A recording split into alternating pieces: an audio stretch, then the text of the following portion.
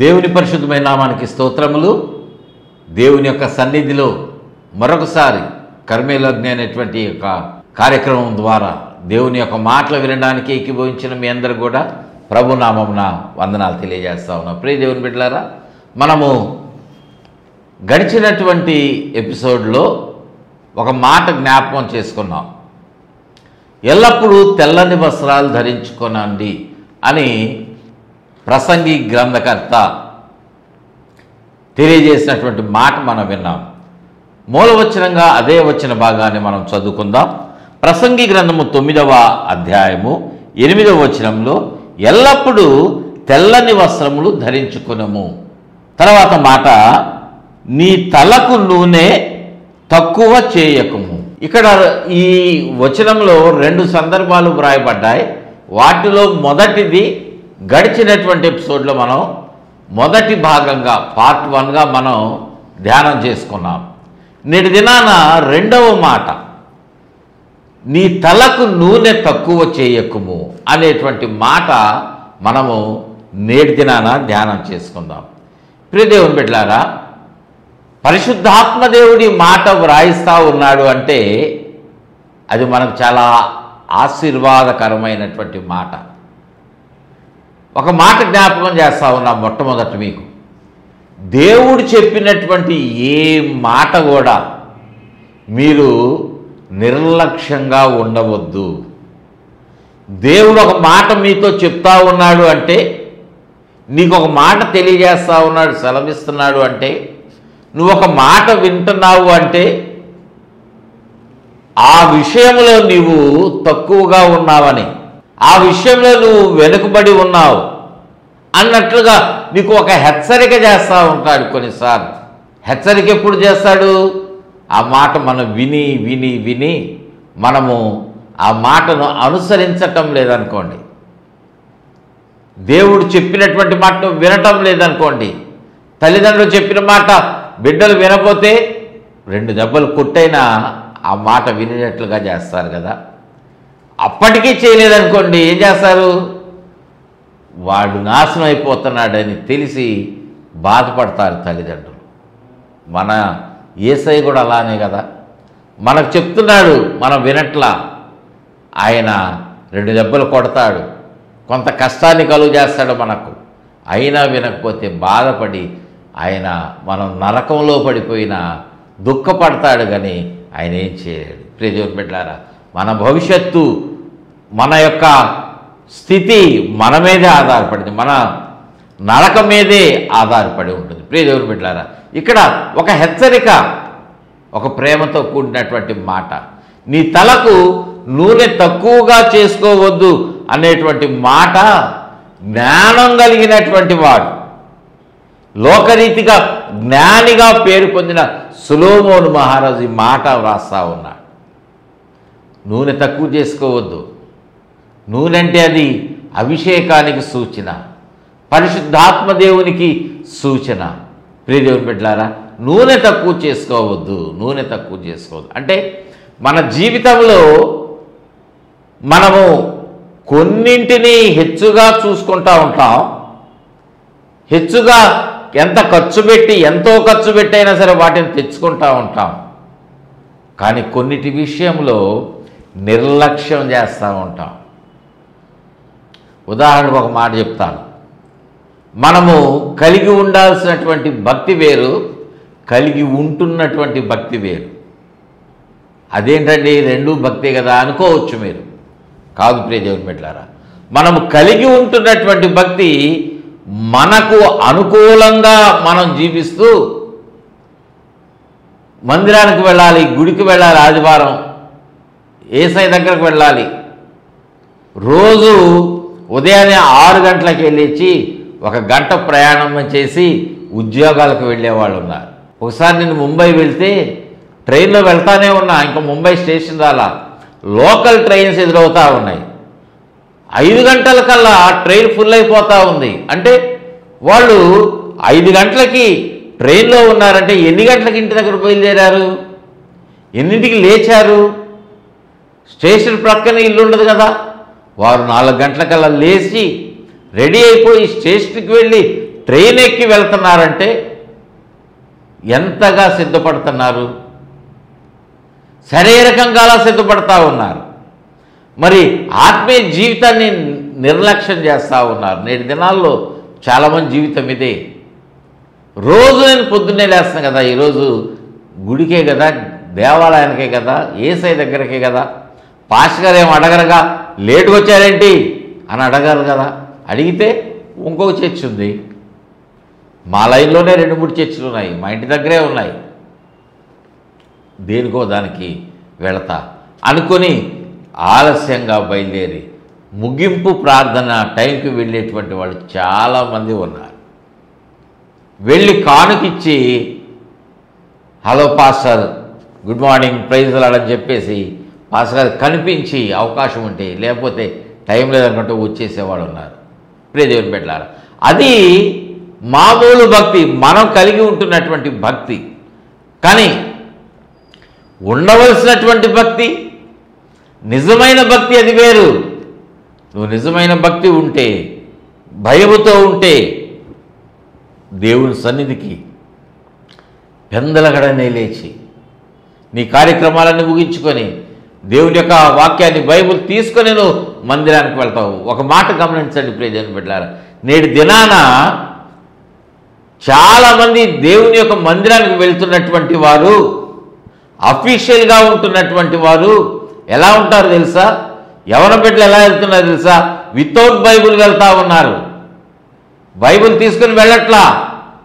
వాళ్ళు ఏం చేస్తున్నారంటే మొబైల్ తీసుకొని వెళ్తూ ఉన్నారు. మొబైల్లో బైబిల్ ఉంటా ఉన్నది కదా, పాస్టర్ గారు ఒక రిఫరెన్స్ చెప్తే ఆ జెనసిస్ చాప్టర్ 12 అనగానే దాంట్లో ఓపెన్ చేసి ఆదికాండం 12వ అధ్యాయం తీస్తూ ఉన్నారు. మొబైల్లో మాన్యువల్ బైబిల్ లేదు, బైబిల్ గ్రంథం లేదు. ఎక్కడ తీసుకెళ్తామండి బైబిల్?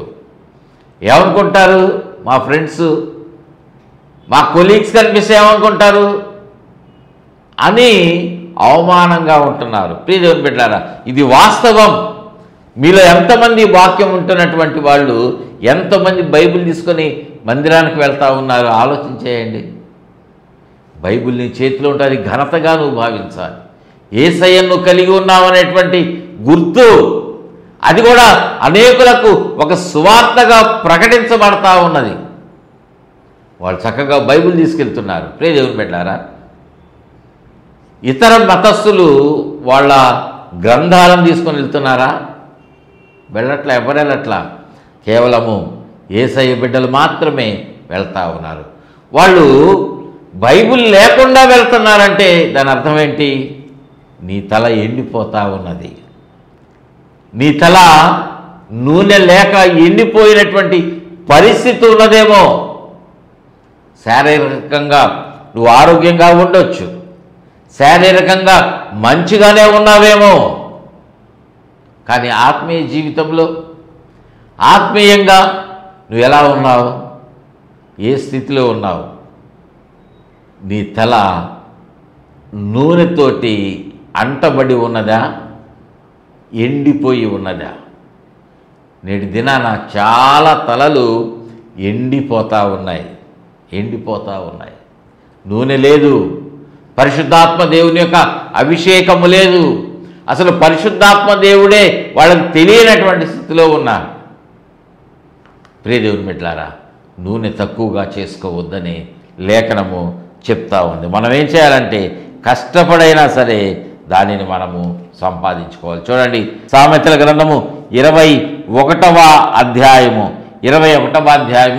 20వ వచనంలో అక్కడ జ్ఞాని అయిన సొలొమోను అంటున్నాడు, దేవుని వాక్యం చెప్తున్న మాట, విలువగల ధనమును నూనెయు జ్ఞానుల ఇంట ఉండును. దేవునికి మహిమ కలుగును గాక. హల్లెలూయా, హల్లెలూయా. దేవుని యొక్క వాక్యం ఇక్కడ మాట్లాడినటువంటి మాట మీరు విన్నారు కదా, చదివిన మాట. జ్ఞానులు, తెలివి కలిగినటువంటి వాళ్ళు వాళ్ళ ఇంట్లో ఏం పెట్టుకుంటున్నారు అంటే విలువైన వస్తువులు పెట్టుకుంటారు, ఖరీదైనటువంటి బట్టలు వేసుకుంటారు, ఖరీదైనటువంటి వస్తువులు వాళ్ళు ఉపయోగిస్తారు.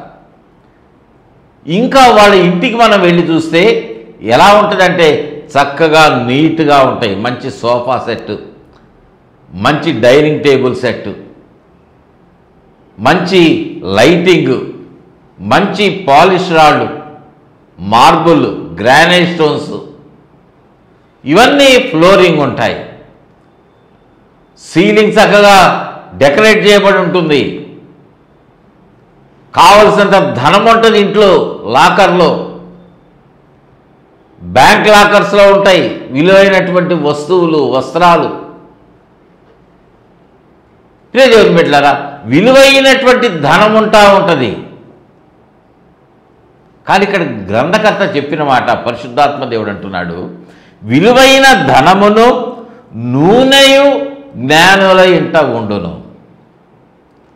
కేవలము ధనం మాత్రమే కాదు, జ్ఞాని అయిన వాడు ఏ ఉంచుకోవాలో తెలుసా? నూనె కూడా ఉంచుకోవాలి. నేను భక్తిపరుణ్ణి, నేను క్రైస్తవుణ్ణి, నేను యేసయ్యనే ఆరాధన చేస్తా ఉన్నా, పుట్టినప్పటి నుంచి నేను మందిరానికి వెళ్తా ఉన్నా, సండే స్కూల్కి వెళ్ళా, యూత్ మీటింగ్కి వెళ్ళా, మంచిదే. ఇప్పుడు నేను మా మందిరంలో ఎవరు అనుకుంటున్నారు? నన్ను ఎల్డర్ని, సంఘ పెద్ద. నేను చెప్పినట్లుగా నేను సంఘంలో చాలా పనులు చేస్తూ ఉంటాను, నా ఆలోచన ప్రకారమే అన్నీ జరుగుతూ ఉన్నాయి అని అనుకోవద్దు. నీ తలకు నూనె తక్కువగా ఉందేమో. విలువైన ధనం ఉండొచ్చు, మంచి పేరుండొచ్చు, సంఘములో కూడా, సొసైటీలో కూడా, నీ మందిరంలో కూడా మంచి పేరు నీకుందేమో. కానీ నువ్వు దేవుని యందు నిజమైన భక్తి లేకపోతే నీ తల ఎండిపోతుంది. దేవుని బిడ్డలారా, పరిశుద్ధాత్మ దేవుడు నీ తల మీద తన అభిషేకాన్ని ఉంచకపోతే నీ తల ఎండిపోతుంది, నిలబడదు, ఏది కూడా మురికిమయమైపోతూ ఉంటుంది. నువ్వు జ్ఞానిగా ఉండొచ్చేమో కానీ నీ తలకు మాత్రం నూనె తక్కువగా ఉన్నది. జాగ్రత్త దేవుని బిడ్డలారా. జ్ఞానుల ఇంట ఏముంటుంది అని లేఖనం చెప్తా ఉన్నదంటే, విలువైన ధనంతో పాటు ఏముండాలి? జ్ఞానం కూడా ఉండాలి. జ్ఞానం ఉన్న తర్వాతే ధనానికి ప్రాముఖ్యత ఇవ్వాలి. దేవుని బిడ్డలారా, మన ఆత్మీయ జీవితంలో మనము లోకములో మనము గడపటానికి ఎక్కువ సమయాన్ని ఉపయోగిస్తున్నాం. దేవుని సన్నిధికి రావటానికి మనం సమయాన్ని ఉపయోగించట్లా. దేవునితో గడపడానికి మాకు టైం లేదండి, మాకు టైం లేదు. డాడీ చర్చికి వెళ్దాం రా డాడీ, ఏమండి చర్చికి వెళ్దామని భార్య అంటే, నాకు టైం లేదు, నాకు మీటింగ్ ఉంది, నాకు బిజినెస్ పనులు ఉన్నాయి, రకరకాల మాటలు చెప్తా ఉన్నారు. దేవుని బిడ్డలారా, ఈరోజు కూడా నేను వ్యాపారం చేసుకోవాలి. దేవుని సన్నిధికి రాకుండా ఆదివారాన్ని పరిశుద్ధముగా ఆచరించకుండా ఉంటున్నటువంటి ప్రతి ఒక్కరి తల ఎండిపోయిందనేటువంటి సంగతి మనం జ్ఞాపకం పెట్టుకోవాలి. దేవుని బిడ్డలారా, నువ్వు ఎంత బాగా చదువుతున్నటువంటి స్టూడెంట్ అయినా అవ్వచ్చు, నువ్వు దేవుని మందిరానికి రా. దేవుని సన్నిధిలో ఉదయం నీకు కాలేజీ ఉంటుందా, సాయంత్రం పూట జరుగుతున్నటువంటి ఆరాధనకు వెళ్ళు. ఉదయం నువ్వు ప్రార్థన చేయలేకపోయావు, దేవుని సన్నిధిలో సాయంత్రం వెళ్ళు. సమయాన్ని దుర్వినియోగం చేయొద్దు, సద్వినియోగం చేసుకో. ప్రభు నిన్ను ప్రేమించి నీకు దేవుని సన్నిధిలో గడపడానికి సమయాన్ని ఇస్తా ఉంటే, ఆరోగ్యం ఇస్తే నువ్వు ఎందుకు దుర్వినియోగం చేసుకుంటున్నావు? ప్రియ యవ్వన బిడ్డ, మంచి భవిష్యత్తు కావాలని నువ్వు కోరుకుంటున్నావు, కానీ ఆత్మీయంగా ఉన్నత స్థితిలో ఉండాలనేటువంటి తలంపు నువ్వు కలిగి ఉన్నావా? తలంపు నువ్వు కలిగి ఉన్నటువంటి స్థితిలో నువ్వు ఉన్నావా? నీ తల ఎండిపోతుందేమో. అపవాది నీ తల మీద కూర్చుంటే నీ తల ఎండిపోయింది. చెడ్డ తలంపులతో, ఆలోచనలతో నీ తల ఎండిపోయింది. ఆల్రెడీ ఎండిపోయినావు. నూనె తక్కువగా ఉన్నది. పరిశుద్ధాత్మ దేవుడు నీ తల మీద లేడు, అభిషేకం లేదు, కోల్పోయావు. ఒకానొక సమయంలో పరిగెత్తుకుంటూ వెళ్ళినటువంటి వాడవు.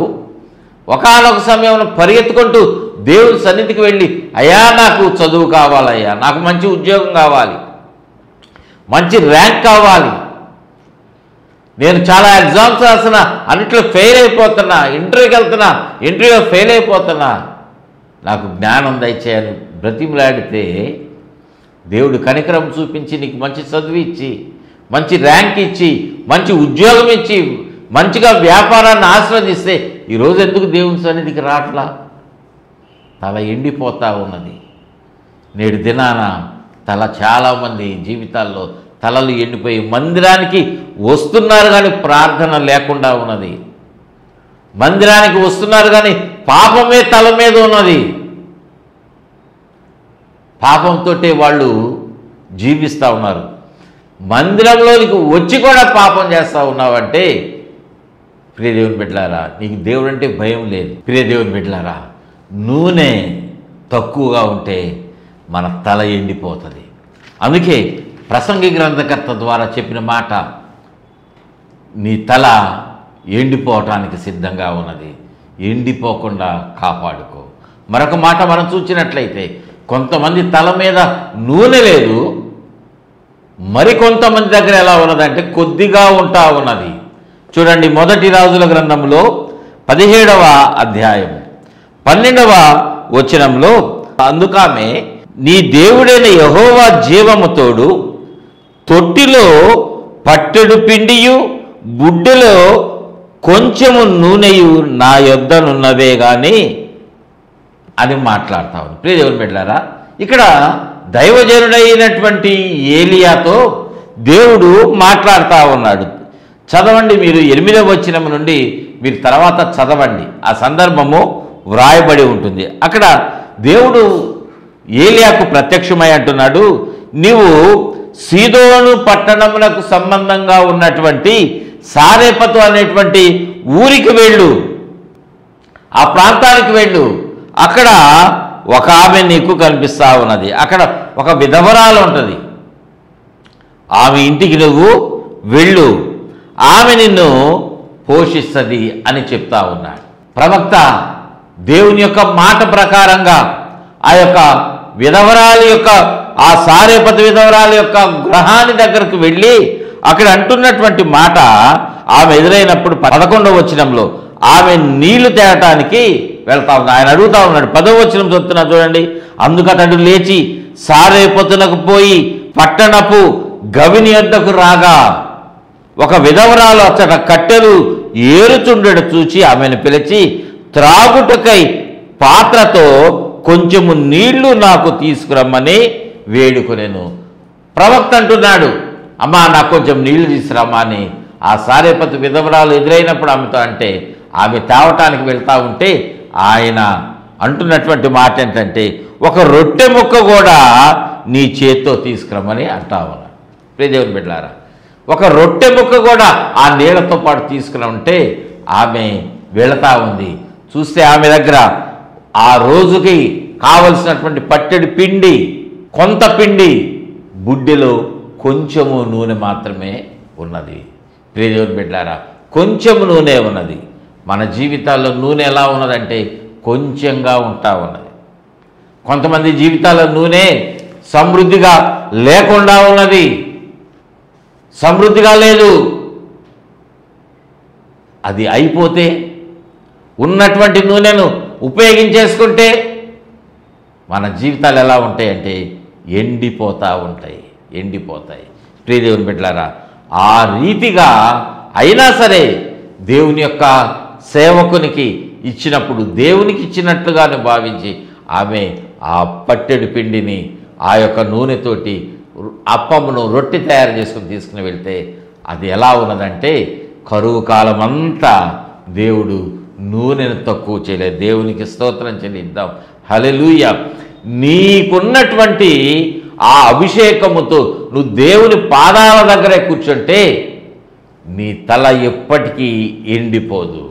పరిశుద్ధాత్మ దేవునికి నీ జీవితాన్ని సమర్పించుకొని అభిషేకించబడినటువంటి అనుభవంతో, ప్రార్థనతో నువ్వు దేవుని సన్నిధిలో గడుపుతూ ఉంటే నీ తల ఎన్నడూ ఎండిపోదు, ఎన్నడూ ఎండిపోదు. దీవెనలు కుమ్మరించబడతా ఉంటాయి, ఏది కొదువు కాదు. ప్రియ దేవుని బిడ్డలారా, నీకు కొద్దిగా ఉన్నటువంటి దానినే దేవునికి నువ్వు సమర్పించుకో. కొద్దిగా ఉన్నటువంటి నీ సమయమే దేవునికి నువ్వు అప్పగించుకో. ప్రభువా, నా దగ్గర ఈ కొద్ది మొత్తమే ఉన్నది నాయన, అది నీకు యావత్తు ఇచ్చేస్తా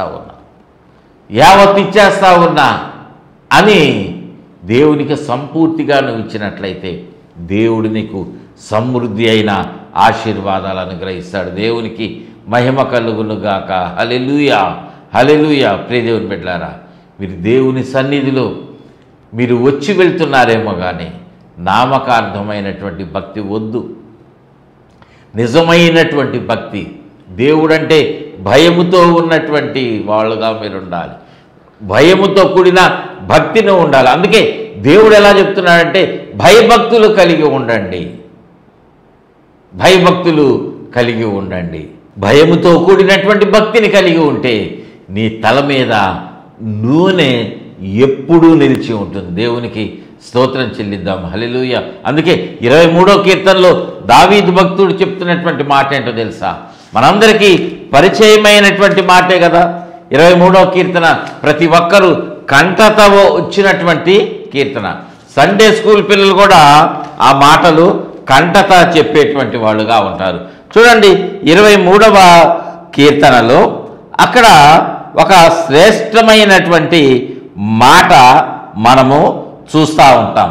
అక్కడ 23వ కీర్తనలో దావీదు భక్తుడు చెప్తున్నటువంటి మాట, యెహోవా నా కాపరిగా ఉంటే నాకు లేమి కలుగదు అని అంటూ పచ్చిక కల చోట్ల ఆయన నన్ను పరుండ చేయిస్తున్నాడు. దేవుడు మనలను ఎక్కడ నిలవబెడతాడో తెలుసా?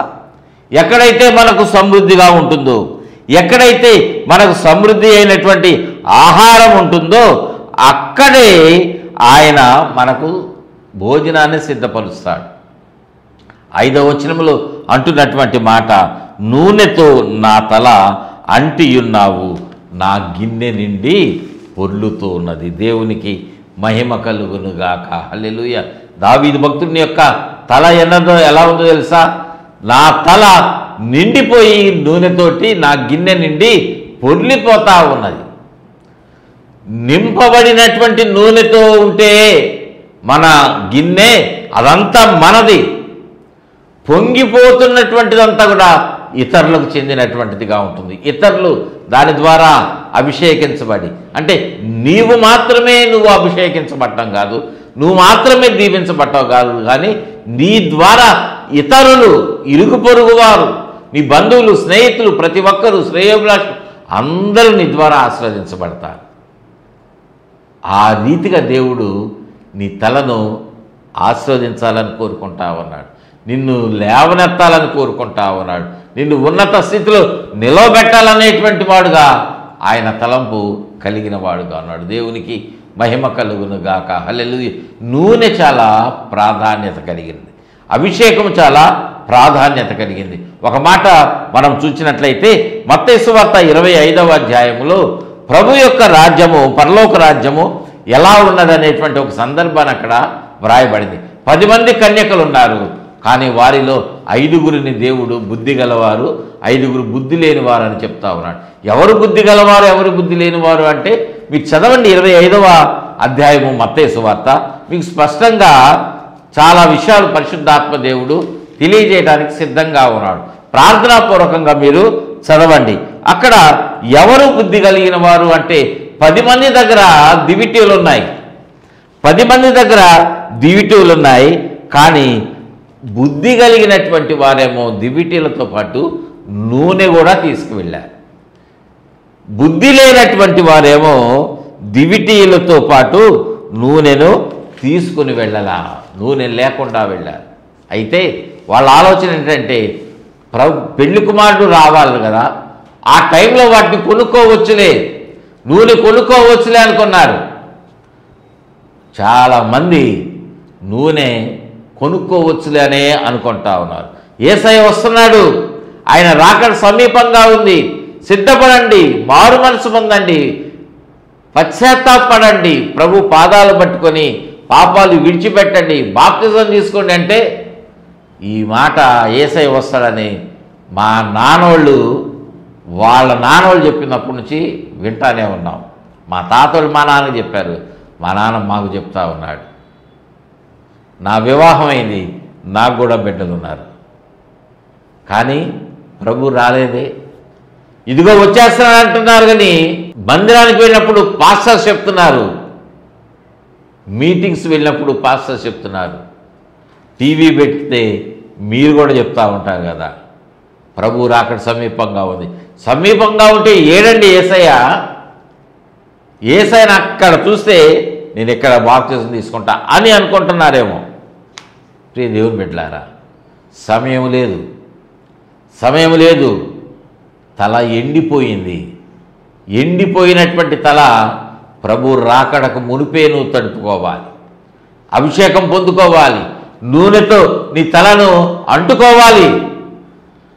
ప్రభు వచ్చేస్తే నీకు సమయం ఉండదు. ప్రియ దేవుని బిడ్డలారా, నీ తల ఎండిపోతుంది. నీ తలకు నూనె తక్కువ చేసుకోవద్దు, తక్కువ కావద్దు.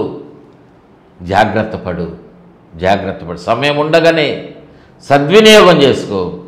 దేవుడు నీ జీవితాన్ని శారీరకంగా ఆత్మీయంగా ఆశీర్వదించేవాడుగా ఉంటాడు. ప్రియ దేవుని బిడ్డలారా, సమయం ఎప్పుడు ముగించబడుతుందో తెలియదు.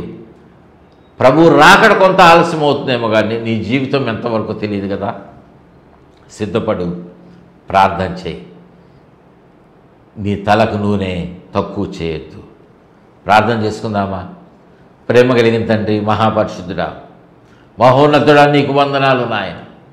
ప్రభువా, మాతో మాట్లాడిన దేవుడవు నాయన. నీ తలకు నూనె తక్కువగా చేసుకోవద్దన్నారు. అవునయ్యా, మా వస్త్రాలు తెల్లగా శరీర సంబంధంగా ఉన్నాయేమో, కానీ ఆత్మీయంగా మురికి వస్త్రాలు మేము కలిగిన వాళ్ళంగా ఉన్నామేమో. మా నీతి మేము అనుకున్నాం, మా నీతి బాగున్నదనుకున్నాం, కానీ అది మురిగొడ్డని మీరు చెప్తున్నారు. మా తల ఎండిపోయింది. మా తల మేము స్టైల్గా ఉండటానికి నూనె పెట్టుకోవట్లా. ఆత్మీయంగా కూడా మీ సన్నిధిలో ఎదగలేకపోతున్నటువంటి పరిస్థితి, మీ సన్నిధికి మేము రాలేని పరిస్థితి, మేము సంపాదించినటువంటి సంపాదనే మాకు అడ్డుగా ఉంటున్నటువంటి పరిస్థితి. మా బిడ్డల వల్ల మా తల ఎండిపోయిందేమో, మా వ్యాపారం వల్ల మా తల ఎండిపోయిందేమో, మా చదువుల వల్ల మా తల ఎండిపోతూ ఉన్నదేమో, మాకున్నటువంటి సమస్త సంపదను బట్టి మా తల ఎండిపోతూ ఉన్నదేమోనయ్యా. వాటికి మేము, లోకానికి మేము ప్రాముఖ్యత ఇస్తూ నిన్ను నిర్లక్ష్యంగా ఉంటే మా తల ఎండిపోతే మమ్మల్ని మన్నించండి ఆయన. మీ సన్నిధిలో మేము గంటలు గంటలు గడిపి ఎండిపోయినటువంటి మా తలను అభిషేకముతో, పొర్లిపారేటువంటి అభిషేకముతో నాయన మా గిన్నె నిండి పొర్లిపోతున్నదని దావీదు భక్తుడు చెప్పిన రీతిగా అటువంటి సాక్ష్యము మేము కూడా చెప్పడానికి మాకు సహాయం చేయి. మీ కృప చూపించండి నాయన. ఈ అనుభవాన్ని, ఈ కార్యక్రమాన్ని స్పాన్సర్ చేసిన బిడ్డకు మా తండ్రి నాయన, ఈ యొక్క మాటలు వింటున్నటువంటి ప్రతి ఒక్కరికి పేరు పేరున మీరు దీవించి ఆశీర్వదించి నాయన, ఎవరైతే అనారోగ్యంతో ఉన్నారో వారందరి అనారోగ్యమును ప్రభువా నాయన యేసునామములో విడుదల ప్రకటిస్తూ ఉన్నాం నాయన.